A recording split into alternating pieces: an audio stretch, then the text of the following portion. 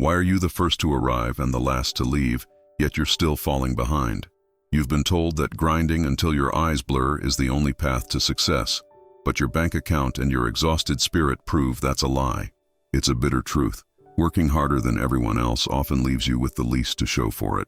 While you trade your health for pennies, someone else finishes in half the time and doubles your results.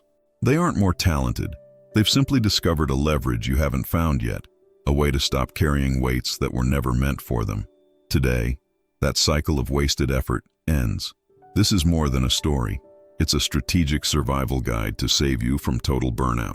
But before we reveal the law of leverage that will change your work forever, you need to understand the hidden force that is actually draining your energy. There is a specific wall standing between your current fatigue and the freedom you've been chasing. What if I told you that the very hustle you're proud of is actually a trap designed to keep you stuck?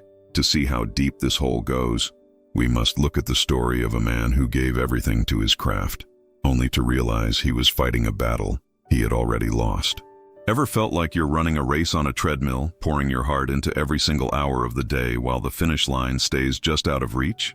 Most folks are trapped in the great lie of our generation, the idea that exhaustion is a badge of honor or a guaranteed win. We're told to grind until our eyes blur, but raw effort alone doesn't pay the bills. It just leaves you bone-tired and drowning in debt. It's a bitter pill to swallow when you see a neighbor working half as hard while stacking twice the gold. But here's the secret. They aren't lazy, they're just playing a game you haven't been taught yet. If brute force were the key to wealth, the man pulling the heaviest cart would be the king. Instead, most people trade their health for a paycheck, only to realize they've spent their lives spinning wheels in a hole they dug themselves. We're about to peel back the curtain on why your relentless grind is actually your biggest enemy. But first, you must see the wall of fatigue that stops even the strongest men in their tracks. There is a mechanical reason why some people build legacies while others just build calluses. And it all starts with a mistake so subtle, you probably made it this morning without even realizing it. To understand this, let's look at Thomas, a man who gave everything to his craft, only to find himself losing a battle he thought he was winning. Meet Thomas, a man who treats every day like a war against the grain of the wood. With forearms like iron and a jaw set in stone, he is the definition of a self-made workhorse who refuses any shortcut. He won't touch a power tool. He believes a handsaw is the only way to keep a man's soul honest. To Thomas, his sweat is his professional integrity, and he wears his exhaustion like a badge of honor. He's always the first to open the workshop and the last to leave, staying until the oil lamps flicker out. But there is a dangerous shadow growing over his workbench.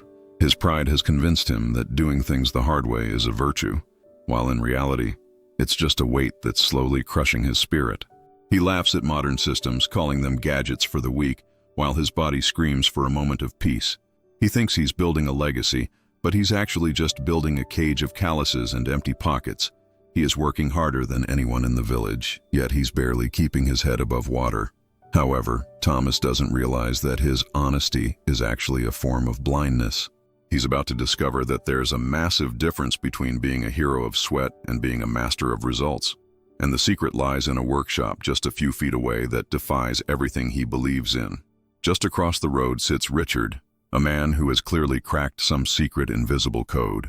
While Thomas is drowning in sawdust and desperation, Richard's workshop is an island of quiet, calculated calm. He doesn't look like a man at war with his work. He looks like a master conducting an orchestra. It's enough to make any grinder scratch their head in total confusion, wondering how someone doing so much less can achieve so much more. Richard spends his mornings sipping coffee and sketching blueprints with the precision of a surgeon, measuring 3 times to ensure his system is perfect before he even touches the wood. By 4 p.m., he is home, fresh for his family, while Thomas is still wrestling heavy boards in the dark. One man fights the material, while the other makes it obey a superior, silent design. Richard's furniture isn't just made faster, it's actually superior, lasting longer than any piece born from pure hustle. He is wealthy and relaxed because he knows a sharp mind is a better tool than the strongest, most stubborn arms. But there is a specific mental leverage Richard applies that Thomas simply cannot see yet, a secret that allows him to let go of the struggle and still win. Thomas is convinced the game is rigged, but he's about to face a crisis that will prove his hard work is actually his greatest liability. What happens when the world demands more than your muscles can give? You're about to see the exact moment Thomas's world shatters, revealing a truth most people spend their entire lives running away from. The local cathedral suddenly calls for a massive project with a deadline that is truly make or break. Thomas treats this like his golden ticket, convinced his legendary hustle will save the day, so he decides to skip sleep entirely. He falls into the classic trap, assuming that sheer volume can somehow override the need for actual strategy, unaware that he is carrying a weight that is destined to crush him. By night 3, those iron forearms are shaking, and his focus is gone. He is hacking away with a saw so dull it's basically a blunt instrument, fighting the wood through pure pain. He's so caught up in the grind that he doesn't see he's running headfirst into a brick wall. Then, the inevitable happens. The wood splinters with a crack that sounds like a gunshot, and his trusty saw snaps right in two. The masterpiece he sacrificed his health for is now just a pile of useless kindling. Thomas slumps onto the floor, realizing you can't sweat your way out of a fundamental lack of leverage. The hard work only trap has snapped shut, leaving him defeated in a shop full of broken dreams. But as he sits in the wreckage, a haunting question emerges. Was it the wood that was too hard, or was it a secret flaw in his own spirit that he refused to fix? The answer lies across the street, in the one place he's been too proud to visit. Thomas drags his tired bones across the street, his hands still shaking from days of useless labor. He steps into Richard's shop expecting chaos, but he finds total peace. The air smells like a plan coming together perfectly, not desperation. It's a humbling sight. The hardest worker looks like a wreck, while the smartest one stands there with a spotless apron, moving with a rhythm where the tools do all the heavy lifting. Thomas finally watches in silence, realizing his honest struggle was actually just a self-inflicted prison sentence. He was carrying stones of pride that were never meant to be his burden. His voice cracks as he shows his ruined project and his mangled saw, admitting he has reached the end of his rope. Why am I breaking my back to fail while you're thriving without breaking a sweat? Richard doesn't mock him. He recognizes the symptoms of a man who has been working hard at all the wrong things for far too many years. The answer to Thomas's failure isn't more effort, but something so simple it's often overlooked by those who value sweat over strategy. Richard reaches for a specific tool on his bench, ready to reveal a secret that will prove everything Thomas believed about hard work was actually a lie. But what Richard is about to show him isn't just a tool, it's the first step to dropping the weights that are killing him. Richard hands over his own saw, and Thomas is shocked. It practically sings in the light, so sharp it seems to cut the air before it even touches the timber. Thomas looks at his own jagged, rusted blade and realizes he's been bringing a spoon to a sword fight, overcompensating for his dull tools with raw, agonizing brawn. Thomas, you spend 12 hours a day fighting the wood because you think sharpening your blade is wasting time. But that's where you've got it backwards, Richard says with a grin. You aren't working hard. You're just sacrificing your joints and your sanity to make up for a blunt instrument. This is the law of the edge. A sharp tool is a system of leverage that does the heavy lifting so your muscles don't have to. Thomas realizes his grind was actually just a massive, avoidable inefficiency, a martyr's path for a struggle that a simple stone could have solved. But having a sharp tool is only the beginning of the transformation. If you don't know the 3 invisible pillars that Richard uses to maintain this ease, you'll eventually fall back into the trap of the heavy burden. There is a specific way to organize your mind, so the wood of your life begins to obey you without the grunting. And Richard is about to lay out the exact blueprint for it. Richard points to a wooden jig on his bench, a simple frame that ensures every cut is identical without the stress of constant focus. This is the first principle. Systems, he explains. It's the mental leverage that does the thinking so your willpower doesn't have to. Most people think they need to focus harder, but a good system, like an automated workflow, removes the need for the exhausting grind you've become addicted to. Next, he unrolls a blueprint where he spends 80% of his time. By the time he picks up the saw, the battle is already won because his strategy is ironclad. Most folks, like you, Thomas, start swinging before they even know where the tree is likely to fall, carrying the weight of 1,000 unnecessary moves. Finally, he speaks of the tempering. Steel must cool to be strong, and a mind must rest to stay sharp. Strategic rest isn't laziness. It's the vital maintenance that keeps your internal edge from snapping under the pressure of stones that aren't yours to carry. Thomas starts to see that his exhaustion was just a series of bad habits. He is ready to stop being a slave to the struggle, but there is one final, practical shift he must make before his results truly transform. A secret about how he spends his first 2 hours of the day that changes everything. Thomas takes his last coins, money he once thought was only for buying more lumber to work more hours, and buys premium whetstones. He finally realizes that an investment in his tools is actually an investment in buying back his own time and sanity. The workshop falls quiet as he spends his first morning hours honing metal until it reflects his own determined face. It feels odd to be so still, but for the first time he isn't fighting the wood before he even begins. He starts building jigs, those clever templates that ensure every cut is identical, letting the laws of physics do the heavy lifting he used to do with his own spine. He replaces the hustle with a calm, calculated precision that makes his old way of working look like a bad joke. By sharpening his mind alongside his blades, he ensures that every ounce of energy is directed toward a perfect result. But the biggest shift isn't just in his tools. It's a new ironclad rule he sets for when the sun goes down, a rule that most grinders are terrified to follow because they think it will make them fail. Thomas discovers that by doing less, he is suddenly capable of doing so much more. He is no longer the burned-out carpenter, but a man learning to command the wood with ease. Yet, the true test of this new method is about to arrive, and the results will leave the entire village in a state of shock.